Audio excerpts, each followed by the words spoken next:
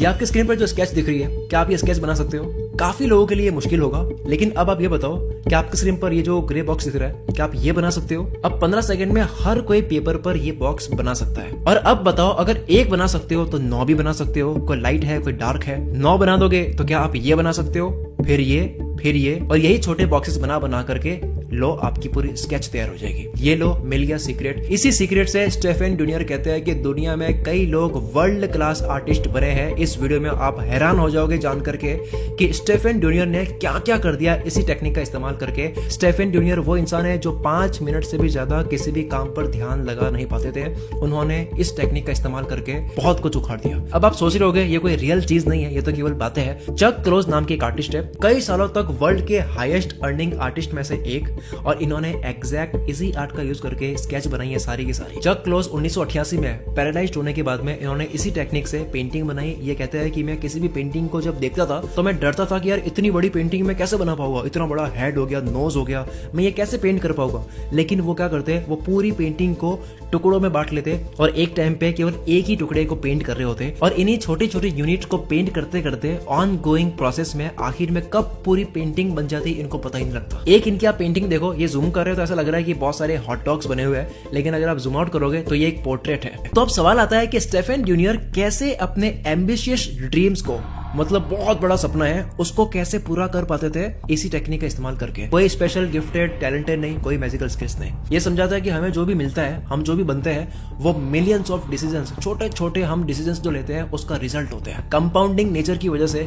कई लाखों small decisions मिलकर के एक बड़ा रिजल्ट बनता है एक टाइम के बाद। जिस तरह से छोटे छोटे बॉक्सेस से पूरी स्केच बनती है, वैसे ही छोटे छोटे डिसीजन से पूरी एक लाइफ बनती है। जैसे एक स्टोरी सुनो टेनिस प्लेयर नोवाक जोकोविक की। 2004 में प्रोफेशनल टेनिस प्लेयर बने, तब वर्ल्ड में 680वीं रैंक थी। 3 साल के बाद में वो वर्ल्ड के 3rd पे आ गए। पहले 2004-5 में जहां वो $2.5 लाख कमाते थे साल का, वही 2006 से 10 तक साल का $50 लाख कमाने लग गए। जो कि पॉसिबल हुआ कैसे, ज्यादा से ज्यादा मैचेस खेलकर। और उसके बाद में 2016 तक वर्ल्ड के नंबर 1 टेनिस प्लेयर बने और कमाई होगी $14 मिलियन साल की, और 90% से भी ज्यादा मैचेस ये डोमिनेट करने लग गए। इनके जीतने की साइंस है, नोवाक जोकोविक ने कुछ भी कंट्रोल नहीं करा, क्योंकि रिजल्ट्स कंट्रोल हम नहीं कर सकते, पर छोटे छोटे बॉक्सेस वाले डिसीजंस की अब मैं कैसे खेल सकता हूँ उसको कंट्रोल करा, जो कि जीतने की प्रोबेबिलिटी बढ़ा रहे थे। एक वक्त पर एक बॉक्स पर ध्यान देते थे, एक टेक्निक को सीखने में ध्यान देते थे, और ऐसे ही स्केच की तरह वो एक बहुत अच्छे टेनिस प्लेयर बन गए। इनके आप विनिंग पॉइंट्स देखो, पहले 2004-5 में ये 49% विनिंग पॉइंट सक्सेस रेट की वजह से उनकी रैंक थी वर्ल्ड में 100+। उसके बाद में 2006-10 तक इनकी विनिंग पॉइंट्स केवल 3% इन्होंने बढ़ाए, मतलब 3% ज्यादा जीत रहे थे ये पॉइंट्स, जिसके बाद में वो वर्ल्ड के सीधे 3रे नंबर पर आ गए। और 2011 के बाद में 3 और विनिंग पॉइंट्स कि क्या बदलू कि अब मैं अच्छे से और खेल सकता हूँ, एक और छोटा बदलाव मैं क्या लाऊं कि मैं और अच्छा खेलने लगूं, वो बदलकर 3% बढ़ाकर 52 से 55 सक्सेस रेट पर आने के बाद में ये वर्ल्ड के नंबर 1 टेनिस प्लेयर बन गए। और यही कंपाउंडिंग का जादू स्टेफन ड्यूनियर ने अपनी लाइफ में भी यूज करी है। स्टेफन ड्यूनियर वही इंसान है जो फोकस नहीं कर पाते हैं, जिनको दुनिया कहती है कि यार फोकस करो, पढ़ाई पे ध्यान दो, लेकिन जितनी पूरी दुनिया इनसे चाहती है कि ये पढ़ाई पे ध्यान दे, इससे ज्यादा ये खुद चाहते हैं कि ये पढ़ाई पे ध्यान दे। ये C- स्टूडेंट्स थे, पर इन्होंने एक टाइम के बाद सोचा कि यार इसको बदलना होगा। ये छोटा से छोटा डिसीजन वाली अप्रोच इन्होंने लगानी स्टार्ट कर दी। जैसे ही कोई असाइनमेंट मिलता कि ये 5 चैप्टर्स मुझे पढ़ने के लिए मिले, तो इनको ये 5 चैप्टर्स की तरह ना लेकर के, ना ही एक चैप्टर की तरह लेते थे, वो इन 5 चैप्टर्स को इतने छोटे टुकड़ों में बांट देते थे कि एक टास्क को करने में 5 मिनट से भी ज्यादा फोकस ना लगाना पड़े। बिल्कुल ही मतलब 3-4 पैराग्राफ पढ़ने। जैसे ही 5 मिनट पढ़ा, वो ब्रेक लेते, ब्रेक में वो ड्राइंग करते, गेम खेलते, उसके बाद में वापस वो 5 मिनट के लिए बैठ जाते, फिर 5 मिनट के बाद में वो कुछ और करने लग जाते, और वो हो सकता है कि दूसरा टास्क हो जिसमें भी 5 मिनट ही देने हो। तो ऐसे वो कभी 5 मिनट ये करा, कभी 5 मिनट वो करा, इस तरह से ये करते हैं, क्योंकि वो एक वक्त पर 5 मिनट से ज्यादा ध्यान नहीं लगा पाते थे। जिसके बाद सीधे A स्टूडेंट हुए, डीन्स लिस्ट में आए for academic achievement, president honour का रोल मिला। उसके बाद same approach finance and economy की सबसे टॉप ग्रेजुएट प्रोग्राम में गए, वहां पे भी लगा the same approach, same result. Graduate होने के बाद में पढ़ लिया, अब कमाते हैं, करियर स्टार्ट हुआ, वहां भी सेम अप्रोच लगाई, काम कर गई कि बहुत बड़ा कॉन्सेप्ट हाथ में लेते, उसको इतने छोटे भाग में बांट देते कि एक टाइम पर करने में उसको केवल 5 मिनट ही लगे है और 5 मिनट के डिसीजन से वो कंपाउंड होते हुए उनको रिजल्ट मिलता। सबसे पहले क्रेडिट स्विस के लिए as an exotic derivatives trader की तरह करियर स्टार्ट करा। फिर बैंक ऑफ अमेरिका के लिए करेंसी ऑप्शन ट्रेडिंग के लिए ग्लोबल हेड बने। AIG इंटरनेशनल के लिए इमर्जिंग मार्केट्स के लिए ग्लोबल हेड बने। 12 साल तक ग्लोबल हेज फंड मैनेजर रहे और अच्छा रिटर्न दिया और 2 award winning hedge fund manager के फाउंडर और CIO बने। इस टेक्निक का इस्तेमाल करके पढ़ाई हो या करियर हो, हर जगह फोड़ा क्या करके एक वक्त में उस आसान से बॉक्स को बनाने में काम करना बिना पूरी बड़ी स्केच के बारे में सोचे, और यही छोटे छोटे बॉक्स कंपाउंड होकर एक बड़ा रिजल्ट क्रिएट करते हैं। फिर इन्होंने देखा कि इसको तो पर्सनल लाइफ में भी अप्लाई कर सकते हैं। ये रोज अपने घर से ऑफिस जाते तो इनको 45 मिनट लगते थे और वापस घर आने तक इनको 1.5 घंटे रास्ते में लग रहे थे, यानी कि हफ्ते के होते हैं 7.5 घंटे, पूरे महीने के 30 घंटे और पूरे साल के 360 घंटे इनके रास्ते में लग रहे थे, जिस रास्ते में ये आईपॉड में म्यूजिक सुनते थे। फिर इन्होंने छोटा सा बदलाव करा, पिम्सलेट जर्मन लैंग्वेज प्रोग्राम की 33 CD खरीद ली और गाने की बजाय इन्होंने सोचा कि यार मैं ये सुनूंगा। अब क्योंकि ये बताते हैं कि ये भी नॉर्मल इंसान है, इतना डिसिप्लिन नहीं रख पाते, तो लैंग्वेज की CD हटा करके ये म्यूजिक लगा देंगे फिर से, इसलिए इन्होंने म्यूजिक सारे रिमूव ही कर दिए। इनके पास में एक ही ऑप्शन था कि मुझे ये लैंग्वेज वाली टेप सुननी है। 10 महीने के बाद में जर्मन लैंग्वेज प्रोग्राम की इन्होंने 99 CDs पूरी सुन ली और एक एक को 3 बार सुन ली। बर्लिन में वो गए, वहां पर 16 दिन का जर्मन कोर्स था और वहां इन्होंने अपने बच्चे और वाइफ को भी बुला दिया ताकि इनके सामने में जर्मन लोगों से बात करके देखा होगा। और इन्होंने जब बात करी तो इनके बच्चे हैरान हो गए कि यार जर्मन लोगों से ये बात कैसे कर पा रहे हैं। इनको एक ऐसा मैजिक मिल गया कि ये सोच रहे हैं कि यार अब मैं और क्या सीखूं। इन्होंने ऑटो रेसिंग सीखकर इसका लाइसेंस ले लिया, हेलीकॉप्टर चलाना सीख लिया, पहाड़ चढ़ना, स्काई डाइविंग, यहाँ तक कि प्लेन भी उड़ानी सीख ली, वो भी एरोबेटिकली। आप फोटो में देख सकते हो इस तरह से प्लेन उड़ानी सीख ली।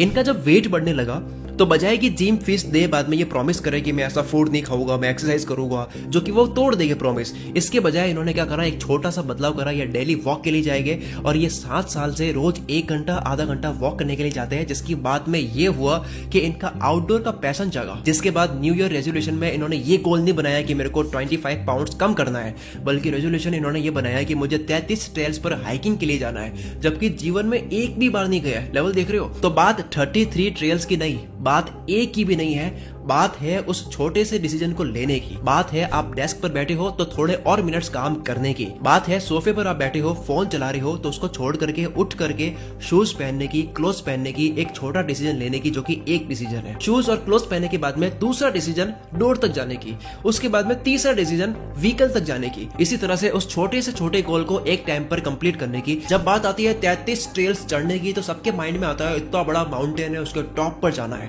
पर ऐसा नहीं है। जब तक कोई इंसान छोटा डिसीजन जो कि है एक बार सोफे से उठना है वो नहीं लेगा, तो बाकी के जितने भी स्टेप बाय स्टेप डिसीजंस है वो भी नहीं ले पाएगा, उसका गोल कंप्लीट हो ही नहीं पाएगा, जो कि है कि मुझे टॉप पे जाना है। स्टेफन ड्यूनियर ने ईयर के एंड में 33 ट्रेल्स हाइकिंग का गोल पूरा करा और अपना 25 पाउंड भी कम करा, वो भी बिल्कुल फन करते हुए। 2009 में ये इतने एम्बिशियस हो गए, वही इंसान जो 5 मिनट से भी ज्यादा फोकस नहीं कर पाते थे, इन्होंने चैलेंज लिया 50 बुक्स पढ़ने का। जहां ये कहते हैं कि बात 50 बुक्स पढ़ने की नहीं है, एक की भी नहीं है, बात एक चैप्टर पढ़ने की नहीं, ना कि एक पैराग्राफ, ना एक सेंटेंस, बल्कि बात है उस डिसीजन को लेने की कि आप जगह से उठकर डेस्क पर बैठो और एक बार किताब खोलो और आप पहला वर्ड पढ़ो। पहला वर्ड पढ़ोगे तो दूसरा पढ़ोगे, तीसरा पढ़ोगे, एक सेंटेंस पढ़ोगे, एक पैराग्राफ, एक पेज, एक चैप्टर, फिर एक बुक, और एक बुक तो 10 बुक्स, 50 बुक्स। 2012 में ये और एम्बिशियस हो गए, इन्होंने 24 चीजें करने का न्यू ईयर रेजोल्यूशन लिया, जिसमें से 12 चीजें थी चैरिटी करने की, जिसमें से 9 ही वो कर पाए। बाकी के 3 क्यों नहीं कर पाए? ब्लड इसलिए नहीं कर पाए क्योंकि वो यूके से थे, स्पर्म इसलिए नहीं कर पाए क्योंकि उनकी एज हो चुकी थी, बाल इसलिए नहीं कर पाए क्योंकि किसी को ग्रे हेयर्स नहीं चाहिए थे, और बाकी के 12 रेजोल्यूशंस थे स्किल सीखने की, जैसे कि यूनिसाइक्लिंग, पार्कोर, स्लैक लाइनिंग, ये देख लो 12 स्किल्स। इन्होंने ये सारी चीजें सीखने का रेजोल्यूशन लिया और कंप्लीट भी कर लिया एक ही साल में। इतना कुछ सीख लिया कि इनकी वाइफ इनसे कहने लग गई कि तुम एक काम करो, तुम नीटिंग करनी सीख लो, जो दादी माँ बुनते हुए स्वेटर बनाती है। अब इनको कोई इंटरेस्ट नहीं था नीटिंग में, पर जब ये 40 फुट बड़े पेड़ को देखकर सोचते हैं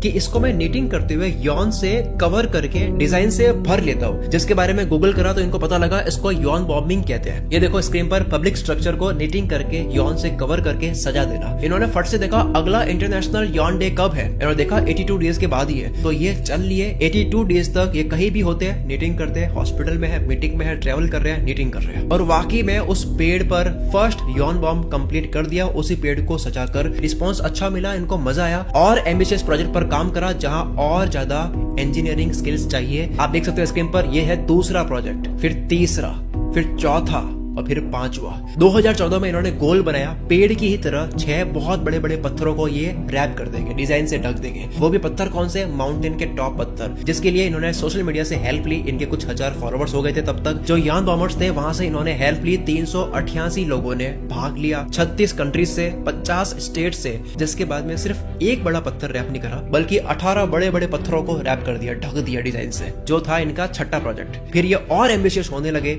7वां प्रोजेक्ट, जहां और मटेरियल चाहिए था जैसे कि fibre glass, would, metal etcetera, और यही प्रोजेक्ट आगे बढ़ा। इन्होंने एक बच्चों के हॉस्पिटल को रैप करके डिजाइन से ढक दिया। अब ये यहाँ तक रुके नहीं, ये कहते कि मैं और क्या सीख लूं, ऐसा और क्या मुश्किल काम है जो इस टेक्निक से आसान करके रिकॉर्ड बना सकता हूँ एक और। इन्होंने कहा नीटिंग तो ठीक है, बहुत कर लिया, अब करते हैं हम क्रूशिंग, और इसको भी सीख के इन्होंने स्टार्ट कर दिया करता। 7 इंच का इन्होंने ग्रेनी स्क्वायर बना दिया, जो कि स्टैंडर्ड साइज होती है। फिर इनके दिमाग में विचार आया कि वर्ल्ड का सबसे बड़ा रिकॉर्ड क्या है, मतलब सबसे बड़ा ग्रेनी स्क्वायर किसने बनाया, और इनको पता लगा कि ऐसा कोई रिकॉर्ड होता ही नहीं है, तो ये रिजेक्ट हो गए क्योंकि ये कोई कैटेगरी है ही नहीं। तो इन्होंने अपील करा, फिर से ये रिजेक्ट हो गए।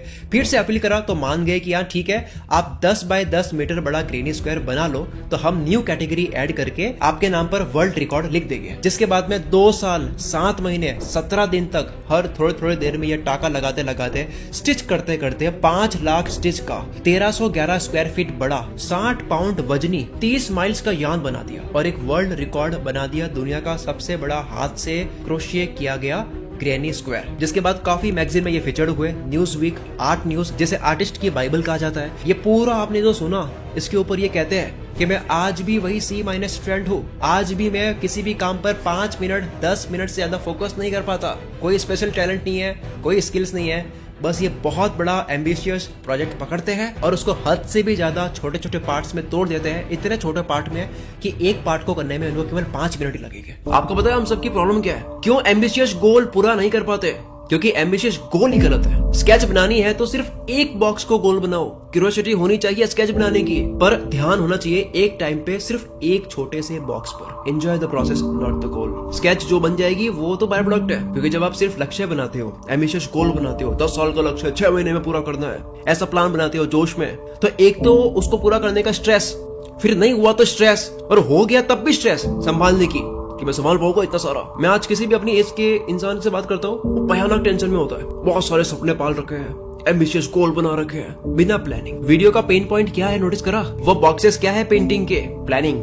बैठकर एक बार सारे टास्क को तोड़ना, अलग अलग बॉक्स में बांटना जरूरी है। हम पूरे साल को देखते कितना बड़ा लगता है, लेकिन आप देखो कि 365 बॉक्सेस है, और इन सारे 365 बॉक्सेस में एक एक बॉक्स में 6 और बॉक्सेस है, एक एक घंटे के, अगर 6 घंटे काम करते हो। और उन सारे 365 के एक एक बॉक्स के अंदर जो 6 बॉक्सेस है एक एक घंटे के, उस एक घंटे पे एक टास्क पे ध्यान दो। अगर आप आज ही इम्पॉसिबल गोल को, जो बहुत बड़ा गोल बना रखा है, उसको आप सैकड़ों डिसीजंस में नहीं बांटते हो, छोटे छोटे पार्ट्स में, तो आप अनलकी रहोगे। एक रिसर्च सुन के आपके होश उड़ जाएगा, अभी देखना। यूके रिसर्चर रिचर्ड वाइजमैन ने कुछ अनलकी लोगों को, जो अपने आप को अनलकी मानते हैं, और कुछ लकी लोगों को, जो अपने आप को मानते हैं कि मैं लकी हूँ, उनको इकट्ठा करा, उनको कुछ टास्क दिए गए। इन दोनों टाइप के लोगों को न्यूज़पेपर दिए गए, और इनको क्या करना है, इनको पता लगाना कितने फोटोग्राफ्स है इसके अंदर। अनलकी लोगों को 2 मिनट लगे ढूंढने में कि इसमें कितने फोटोग्राफ्स है, लेकिन लकी लोगों को, जो अपने आप को लकी मानते हैं, उनको कुछ सेकंड्स लगे। सुनना कैसे? आपकी जिंदगी बदल जाएगी, अभी दिमाग खुल जाएगा। मेरा खुद का दिमाग खुला था पहली बार ये रिसर्च जान के। न्यूज़पेपर के दूसरे ही पेज पर बड़ा सा लिखा था, स्टॉप काउंटिंग, काउंट करना बंद कर दो। There are